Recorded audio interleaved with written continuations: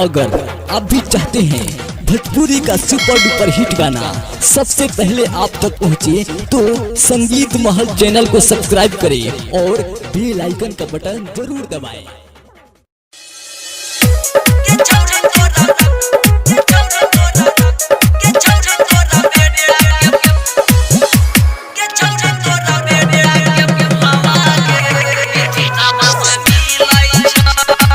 संगीत महल साहेबगंज मुजफ्फरपुर बिहार।